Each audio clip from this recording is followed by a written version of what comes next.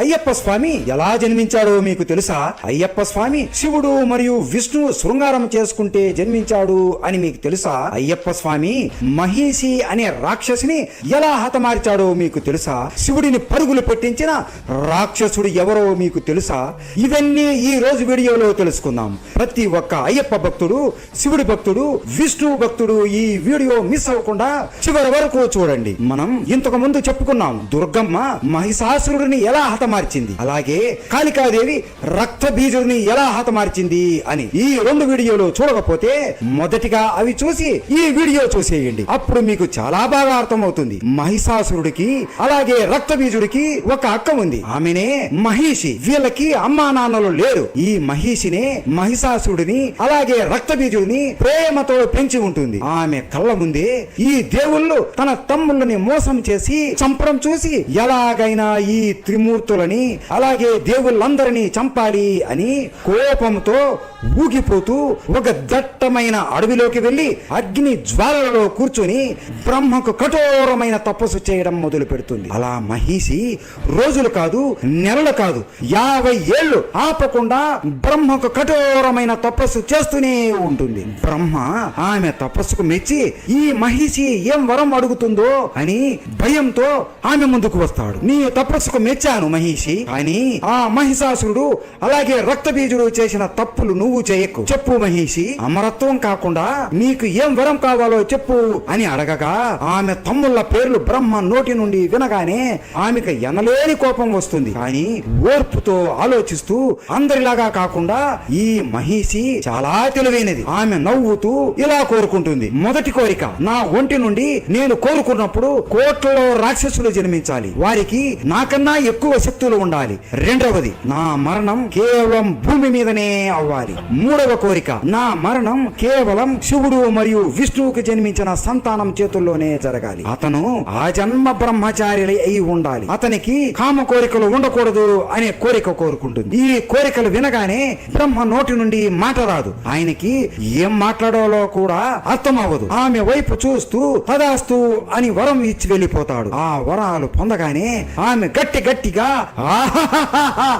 అని నవ్వుతూ నన్ను ఇక ఎవ్వరు ఆపలేరు అని అహంకారం పెరిగిపోయి ఇంద్రలోకానికి ఆమె ఒక్కటే వెళుతుంది. ఇంద్రుడు నవ్వుతూ నీ తమ్ముళ్ళనే చంపేశాము, ఇక నువ్వెంత, నీ బ్రతికెంత అని అహంకారంతో యుద్ధానికి దిగుతాడు. మహిషి ఆమె ఒంటి నుండి కొన్ని కోట్ల రాక్షసులను పుట్టిస్తుంది. అలా వారి ఇద్దరి మధ్య కొన్ని రోజులు కఠోరమైన యుద్ధం జరుగుతుంది. ఇంద్రుడు ఎంత ప్రయత్నిస్తున్నా కూడా మహిషి ఒంటి మీద ఒక చిన్న గాయం కూడా చేయలేకపోతాడు. మహిషి మాత్రం వందల దేవుళ్ళని చంపేస్తుంది. ఇంద్రుడు భయపడుతూ ఆ యుద్ధ భూమి నుండి పారిపోతాడు. అలా మహిషి ఇంద్రలోకానికి రాణి అవుతుంది. అప్పటి నుండి ఆమె భూమి మీదకి వెళ్లకుండా అక్కడ నుండే ఆమె రాక్షసుల సాయంతో భూలోకానికి కూడా హింసిస్తూ ఉంటుంది. ఇంద్రుడు విష్ణువు దగ్గరికి వెళ్లి, స్వామి, ఇలా మహిషి వచ్చి మమ్మల్ని ఓడించి సింహాసనాన్ని అధిష్ఠించింది, ఇప్పుడు మీరే మాకు సహాయం చేయాలి అని వేడుకుంటాడు. విష్ణువు నవ్వుతూ, కొన్ని రోజులు ఇక నీకు సింహాసనం ఉండదు ఇంద్ర, ఒక సమయం కోసం నేను ఎదురు చూస్తున్నా, నువ్వు కూడా వేచి ఉండు అని నిద్రలోకి జారుకుంటాడు. అలా కొన్ని సంవత్సరాలు గడుస్తాయి. భూలోకంలో ఒక దట్టమైన అడవిలో వృకాసురుడు అనే రాక్షసుడు కూర్చొని శివుడికి కఠోరమైన తపస్సు చేస్తూ ఉంటాడు. ఇప్పటికీ ఇతను 200 సంవత్సరాల నుండి కఠోరమైన తపస్సు చేస్తూ ఉంటాడు. కానీ శివుడు తపస్సుకు మెచ్చడు. ఇక ఈ జీవితం నాకు ఎందుకు అని తన తలని నరుకుతూ ఉండగా శివుడు ప్రత్యక్షమయ్యి అతనిని ఆపి, నేను నీ తపస్సుకు మెచ్చాను వృకాసురా, నీకు ఏం వరం కావాలో కోరుకోనాయనా అని అడుగుతాడు. మీరు ఎలాగో అమరత్వాన్ని నాకు ఇవ్వరు అని నాకు బాగా తెలుసు. నేను ఎవరి తల మీద అయితే చెయ్యి పెడతానో వాళ్ళు భస్మం అయిపోవాలి అని కోరిక కోరుకుంటాడు. ఈ వరం ఎందుకు వృకాసురా, దీని వలన లాభం ఏమీ ఉండదు అని అంటున్నా కూడా వృకాసురుడు పట్టు వదలకుండా నాకు ఆ వరమే కావాలి అని అంటాడు. సరే వృకాసురా, నీ ఇష్టం అని వృకాసురుడి చెయ్యి పట్టుకుని అతనికి శక్తిని ప్రసాదిస్తాడు. వృకాసురుడు శివుడు నిజంగానే నాకు వరం ఇచ్చాడా లేదా అనే సందేహంలో పడిపోతాడు. ఓ శివ, నువ్వు నాకు నిజంగా వరం ఇచ్చావో లేదో నాకు ఎలా తెలుస్తుంది? నీ తల మీద చెయ్యి పెడతాను, చూద్దాం నువ్వు భస్మం అయితావో లేదో అని నవ్వుతూ శివుడి దగ్గరికి వెళుతూ ఉంటాడు. శివుడు తలుచుకుంటే ఆ వృకాసురుడిని అక్కడికక్కడే చంపేయగలడు. కానీ తన భక్తుడిని చంపడం ఇష్టం లేక అక్కడి నుండి పరిగెత్తుతూ పోతాడు. వృకాసురుడు కూడా శివుడి వెనకాల అతన్ని పట్టుకునేందుకు పరిగెత్తుతూ ఉంటాడు. అలా కొన్ని రోజులు శివుడు వృకాసురుడు నుండి తప్పించుకోవడానికి పరిగెత్తుతూ ఉండగా ఆ వృకాసురుడు నవ్వుతూ శివుడు వెనకాలే పరిగెత్తుతూ ఉంటాడు. ఇదంతా చూసి పార్వతీదేవికి చాలా కోపం వస్తుంది. నా భర్తని ఇలా ప్రాణభయంతో పరిగెత్తిస్తావా అని కాళికాదేవి రూపంలోకి మారుతుండగా విష్ణువు కళ్ళు తెరిచి, అమ్మో ఇప్పుడు కాళికాదేవి వస్తే భూలోకం ధ్వంసమైపోతుంది అని విష్ణువు పరిగెత్తుకుంటూ కైలాసానికి చేరుకుంటాడు. చెల్లి, నువ్వు కోపపడకు, శివుడిని నేను రక్షిస్తాను, నాకు నీ సహాయం కావాలి, అంతే. నీ అందంలో నాకు ఒక అణువంత అందాన్ని ప్రసాదించు, మిగతాది నేను చూసుకుంటాను అని అనగా పార్వతీదేవి శాంతించి సరే అన్నయ్య అని ఆమె అందంలో ఒక అణువంత అందాన్ని విష్ణువుకు ప్రసాదిస్తుంది. అలా విష్ణువు పార్వతీదేవి అనుగ్రహంతో ఆయన శక్తి కూడా ఉపయోగించి ఒక అందమైన స్త్రీలాగా మారిపోతాడు. ఆమె ఎంతో అందంగా ఉంటుంది. ఆమె ఎవరో కాదు, ఆమెనే మోహిని. మోహిని నవ్వుతూ శివుడు మరియు వృకాసురుడు పరిగెత్తుతూ వెళుతున్న చోటికి వస్తుంది. శివుడు ఒక గృహలోకి వెళ్లి దాక్కుంటాడు. మోహిని వృకాసురుడిని చూసి, ఓ వీరా, నువ్వు చాలా అందంగా ఉన్నావు, నీ పేరేమి అనగా వృకాసురుడు అందమైన మోహినిని చూసి ప్రేమలో పడిపోతాడు. అతని జీవితంలో అంత అందమైన స్త్రీని ఎప్పుడూ చూసి ఉండడు. శివుడి వెనకాల పడకుండా ఆగిపోయి మోహిని వైపు మెల్లగా నడుచుకుంటూ వెళతాడు. నా పేరు వృకాసురుడు, నువ్వు చాలా బాగా ఉన్నావు, నన్ను వివాహం చేసుకో అని అడుగుతాడు. మోహిని అతని వైపు చూస్తూ నవ్వుతూ కన్ను కొడుతుంది. అంతే, ఇక వృకాసురుడు మైమరిచిపోతాడు. మోహిని నవ్వుతూ రా, నా వెనకాలే రా అందగాడా అని పిలుస్తుంది. వృకాసురుడు ఆమె మోహంలో పడిపోయి ఆమె వెనకాలే నడుచుకుంటూ వెళతాడు. అలా ఒక నది వైపు తీసుకుని వెళ్లి వర్షంలో మోహిని నడుస్తూ నాట్యం చేయడం మొదలు పెడుతుంది. వృకాసురుడు వర్షంలో తడిచిన మోహిని శరీరాన్ని చూసి కామంతో కళ్ళు మూసుకుపోయి ఆమె దగ్గరికి వెళ్లి మోహినితో నాట్యం చేయడం మొదలు పెడతాడు. మోహిని అతని వైపే చూస్తూ నాట్యం చేస్తూ చేస్తూ మెల్లగా ఆమె చెయ్యి ఆమె తల మీద పెట్టుకుంటుంది.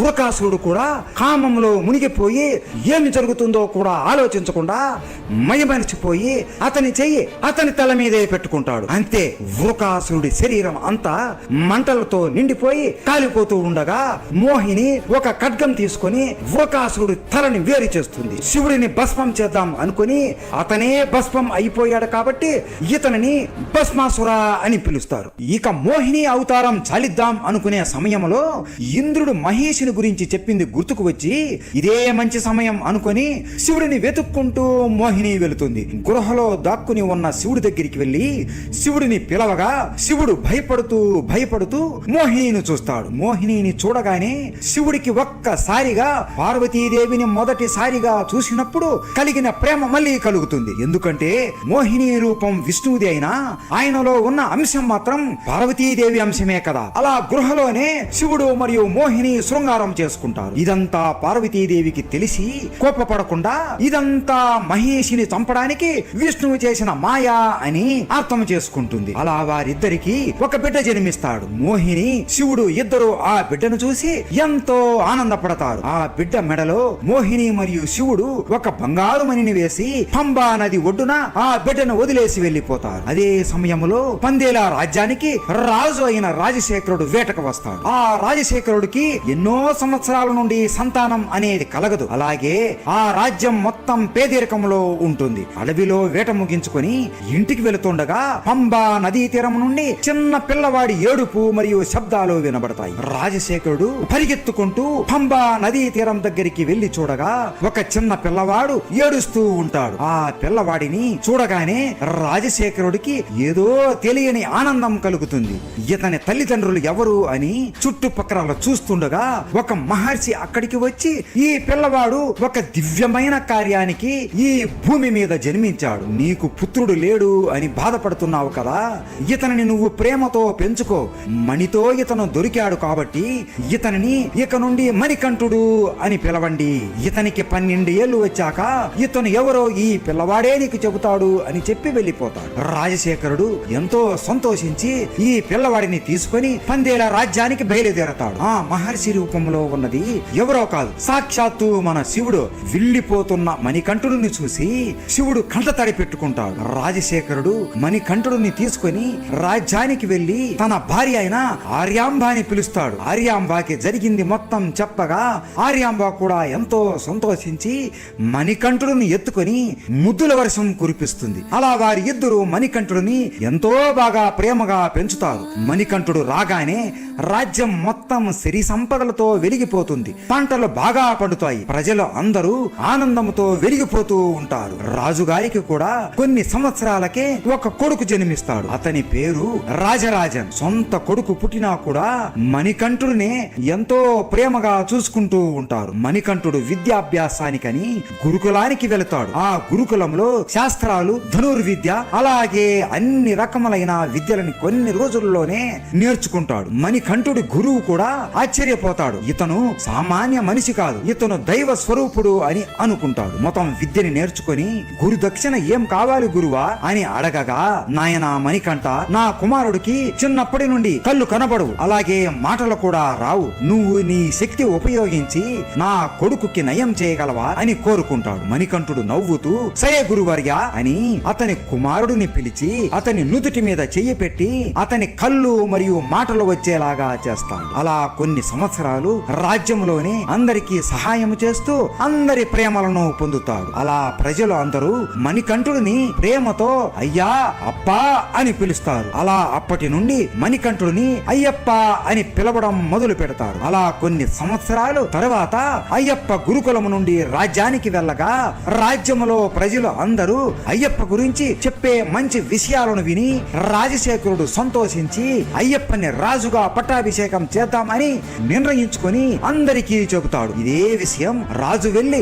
రాణికి కూడా చెప్పగా రాణి కూడా ఎంతో సంతోషిస్తుంది. అబ్బా, ఎంత మంచి వార్త చెప్పారు ప్రభు, వచ్చే వారమే అయ్యప్పకు పట్టాభిషేకం చేద్దాం అని మంత్రిని పిలిచి చెప్పుతారు. మరుసటి రోజు మంత్రి వచ్చి రాజుతో, ఎంత తెలివి తక్కువ పని చేస్తున్నారు ప్రభు, సొంత కొడుకు ఉండగా ఎవడో అడవిలో దొరికిన వాడిని రాజులా చేద్దామంటున్నారేంటి? ఇది రాజ్యానికి మంచిది కాదు. ఇలా చేస్తే రాజ్యం నాశనం అయిపోతుంది. ఈ ఆలోచనలు ఆపుకొని ఆ మణికంఠుడిని రాజ్య బహిష్కరణ చెయ్యండి అని అంటాడు. ఈ మంత్రి ఇలా ఎందుకు అంటున్నాడు అంటే, ఈ మంత్రి ఒకసారి రాజ్య నిధిని దొంగలించే సమయంలో అయ్యప్ప మంత్రిని పట్టుకుని ఇంకొకసారి ఇలా చేస్తే రాజ్య బహిష్కరణ చేయిస్తాను అని మందలించి ఉంటాడు. మంత్రి ఇలా అనగానే రాజశేఖరుడు విని కోపంతో, నోరు ముయ్, రాజు నువ్వా నేనా? నాకు తెలియదా ఎవరిని రాజు చేయాలో ఎవరిని చేయకూడదో? ఇంకొకసారి నా పెద్ద కొడుకును గురించి ఒక్క మాట మాట్లాడినా నీ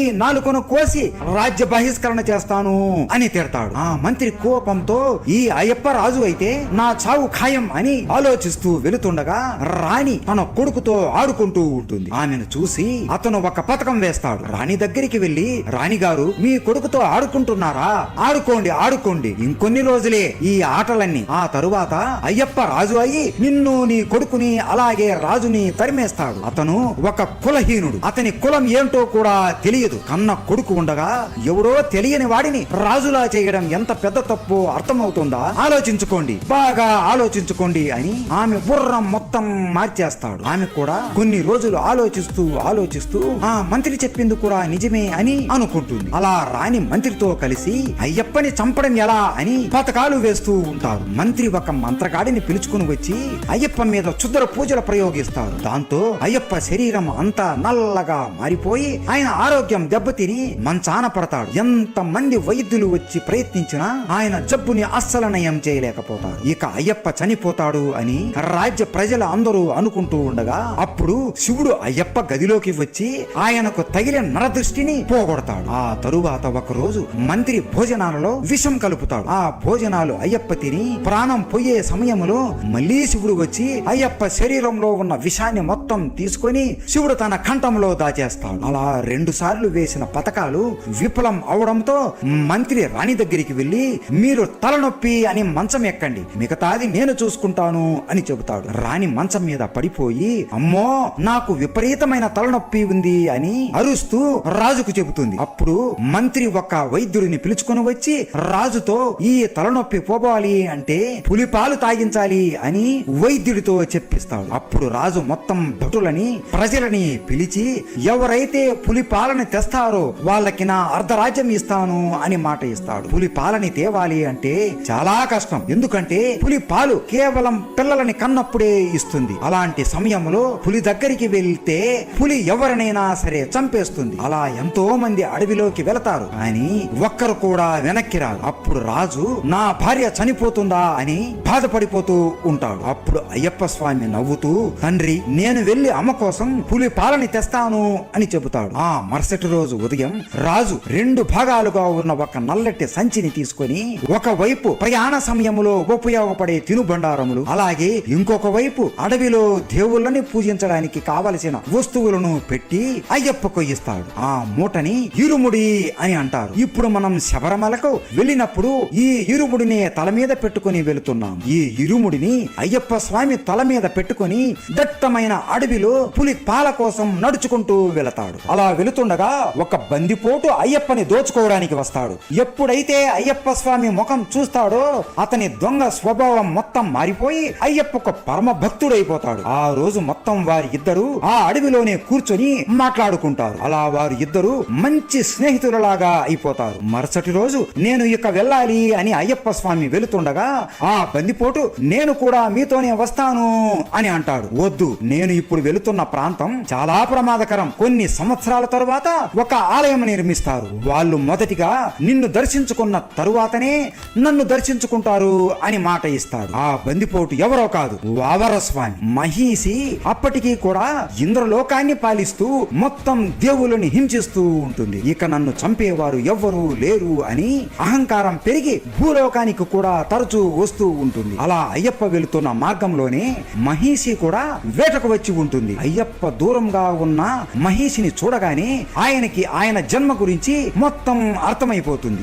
మహిషి అయ్యప్పని దూరం నుండి చూడగానే ఆమెకు కూడా అర్థమైపోతుంది, ఇతను శివుడికి విష్ణువుకి జన్మించిన బాలుడు అని. ఈ దేవుళ్ళు నన్ను చంపడానికి ఇంతగా తెయించారా అని కోపముతో ఊగిపోతూ, రారా రా, నా తమ్ముళ్ళని చంపినంత సులువు కాదు నన్ను చంపడం అంటూ విల్లుని పట్టుకొని శక్తివంతమైన కొన్ని కోట్ల అస్త్రాలను అయ్యప్ప మీద వదులుతుంది. అయ్యప్ప స్వామి నవ్వుతూ ఒక్క చేతితోనే ఆ అస్త్రాలన్నిటినీ అడ్డుకుంటాడు. మహిషి ఆమె శక్తి మొత్తం ఉపయోగించి ఒక దున్నపోతులాగా మారిపోయి పరిగెత్తుకుంటూ ఆమె కొమ్ములతో అయ్యప్ప స్వామిని గుద్దుతుంది. అయ్యప్ప స్వామి నవ్వుతూ ఆ దున్నపోతు కొమ్ములని పట్టుకుని మహిషి ఎంత శక్తి ఉపయోగించి వెనక్కి తోస్తున్నా కూడా అయ్యప్ప ఆపేస్తాడు. అయ్యప్ప తన శక్తి మొత్తం ఉపయోగించి మహిషి ముఖం మీద ఆపకుండా గుద్దుతూనే ఉంటాడు. ఆ గుద్దులకి మహిషి రక్తం కక్కుతూ ఉంటుంది. మహిషి దున్నపోతులాగా మారిపోయి పరిగెత్తుతూ పారిపోతూ ఉండగా అయ్యప్ప స్వామి కూడా మహిషి వెనకాలే పరిగెత్తుకుంటూ వచ్చి ఆ దున్నపోతు మీదికి ఎగిరి కూర్చుంటాడు. ఆ దున్నపోతు మీద కూర్చొని ఆమె కొమ్ములని విరగొట్టేస్తాడు. ఆ నొప్పి భరించలేక మహిషి అక్కడనే పడిపోతుంది. అప్పుడు అయ్యప్ప శివుడు మరియు విష్ణువు శక్తులని ఉపయోగించి మహిషి శరీరం మీదనే తాండవం చేస్తాడు. అలా తాండవం చేస్తుంటే మహిషి శరీరం నుజ్జు నుజ్జు అయిపోతుంది. అలా మన అయ్యప్ప స్వామి మహిషిని హతమారుస్తాడు. అలా చనిపోయిన మహిషి శరీరం నుండి ఒక దివ్యమైన వెలుగు వస్తుంది. ఆ వెలుగు నుండి ఒక అందమైన కన్య బయటికి వస్తుంది. ఆమె ఎవరో కాదు, ఆమెనే మాలికా పురోత్తమ్మ. ఈ మాలికా పురోత్తమ్మకి ముందు జన్మలో ఒక శాపం ఉంటుంది. అందుకే ఇప్పుడు ఈ జన్మలో మహిషిలా జన్మించి అయ్యప్ప చేతుల్లో శాప విమోచనం పొందింది. మాలికా పురోత్తమ్మ అయ్యప్పని చూడగానే ఆయన అందానికి ప్రేమలో పడిపోతుంది. అయ్యప్ప స్వామి నవ్వుతూ, ఈ జన్మలో నేను ఆ జన్మ బ్రహ్మచారిలా ఉండాలి అనుకుంటున్నాను, నేను నిన్ను వివాహం చేసుకోవడం కుదరదు అని చెప్తున్నా కూడా మాలికా పురోత్తమ్మ మాట వినకుండా ఏడుస్తూ అయ్యప్పని బ్రతిమాలుతుంది. అయ్యప్ప ఆమె బాధని చూడలేక, సరే నేను నిన్ను వివాహం చేసుకుంటాను, కానీ ఒక షరతు, ఇంకొన్ని సంవత్సరాలకి నాకు ఒక ఆలయం నిర్మిస్తారు. ఆ ఆలయానికి సంవత్సరానికి ఎంతో మంది భక్తులు నా దర్శనానికి వస్తారు. ఎప్పుడైతే ఏ సంవత్సరం అయితే నన్ను దర్శించుకోవడానికి కన్య స్వాములు అయితే రారో ఆ రోజు నేను నిన్ను వివాహం చేసుకుంటాను. మొదటిగా కన్య స్వాములు నిన్ను దర్శించుకొని ఆ తర్వాతనే నన్ను దర్శించుకోవడానికి వస్తారు అని మాట ఇస్తాడు. మాలికా పురోత్తమ్మ నవ్వుతూ సరే స్వామి అని అంటుంది. ఇప్పటికీ కూడా మాలికా పురోత్తమ్మ అయ్యప్పని వివాహం చేసుకోవడానికి ఎదురు చూస్తూ ఉంది. మహిషిని చంపినందుకు దేవతలు, ఇంద్రుడు, చాలా ఆనందపడిపోతారు. ఇంద్రుడితో సహా దేవతలందరూ అక్కడికి వచ్చి నువ్వు చేయవలసిన కార్యం ముగిసింది, ఇక నువ్వు మాతో పాటు వచ్చే అయ్యప్ప అని అనగా, మా అమ్మ నా కోసం ఎదురు చూస్తూ ఉంది, నేను పులిపాలు తీసుకొని వెళ్ళాలి అని చెబుతాడు. అప్పుడు ఇంద్రుడు ఒక ఆడపులిలాగా మారి మిగతా దేవుళ్ళు అందరూ పిల్ల పులులాగా మారిపోతారు. అయ్యప్ప నవ్వుతూ ఆ పులి మీద కూర్చొని రాజ్యానికి బయలుదేరతాడు. మార్గ మధ్యములో అయ్యప్పకు రామాయణంలో ఉన్న శబరి వంశంలో జన్మించిన ఒక ముసలి ఆవిడ కనబడుతుంది. ఆమె పేరు కూడా శబరిని. ఆమె మోక్షం కోసం ఎన్నో సంవత్సరాల నుండి తపస్సు చేస్తూ ఉంటుంది. అప్పుడు అయ్యప్ప ఆమె భక్తికి మెచ్చి మోక్షము ప్రసాదిస్తూ ఉండగా, స్వామి మీరు ఈ ప్రదేశంలోనే కొలువయి ఉండండి అని మాట తీసుకుంటుంది. అయ్యప్ప కూడా నవ్వుతూ, సరే అమ్మా, ఇక నుండి నేను ఈ ప్రదేశంలోనే కొలువయి ఉంటాను, నేను ఉండబోయే ఈ ప్రదేశాన్ని శబరిమల అని అంటారు అని శబరితో చెప్పి ఆమెకు మోక్షాన్ని ప్రసాదిస్తాడు. అలా మన అయ్యప్ప వందల పులుల మధ్య పులి మీద కూర్చొని స్వారీ చేస్తూ పందల రాజ్యానికి వస్తాడు. అయ్యప్ప పులి మీద కూర్చొని స్వారీ చేస్తూ వస్తూ ఉంటే రాజ్యంలో ఉన్న ప్రజలు అందరూ చూసి ఆశ్చర్యపోతూ ఉంటారు. రాజు కూడా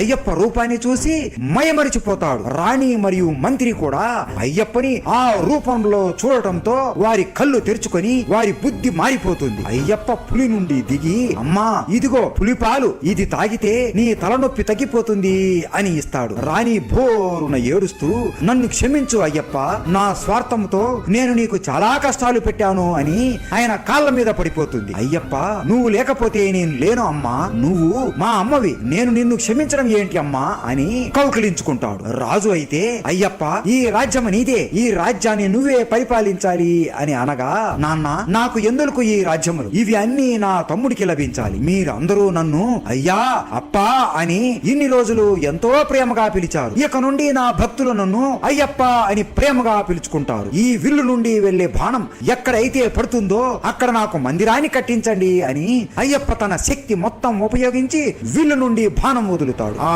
బాణం నేరుగా వెళ్లి శబరికి ఎక్కడ అయితే మాట ఇచ్చాడో అక్కడికి వెళ్లి గుచ్చుకుంటుంది. నన్ను మనస్ఫూర్తిగా భక్తి శ్రద్ధలతో మండలం రోజులు మాల ధరించి నన్ను శ్రద్ధతో కొలిచి పాదరక్షలు లేకుండా ఎటువంటి వ్యామోహాలు లేకుండా నిత్యం నన్నే తలుస్తూ ఎవరైతే నేను చెప్పిన 18 నియమాలు పాటిస్తారో వారు కోరుకున్నది నేను వారికి ప్రసాదిస్తాను అని అయ్యప్ప తన అవతారం చాలిస్తాడు. అయ్యప్ప చెప్పినట్లే మహారాజు ఆలయం కట్టిస్తాడు. 18 బంగారు మెట్లు కట్టించి విగ్రహం ఎలా పెట్టాలి అని ఆలోచనలో పడతాడు. అప్పుడు స్వయంగా అయ్యప్ప స్వామి పరశురాముడిని పంపించి అయ్యప్ప ఈ విగ్రహాన్ని ప్రతిష్ఠింపజేస్తాడు. అప్పటి నుండి ఇప్పటి వరకు స్వామి వారు శిలారూపంలో మాలలు ధరించి వస్తున్న భక్తులని కటాక్షిస్తూ ఉన్నారు. 41 రోజుల మాల వేసి 18 కొండలు ఎక్కి అష్ట కష్టాలు పడి ఆఖరికి 18 మెట్లు ఎక్కి స్వామిని దర్శించుకుంటారు.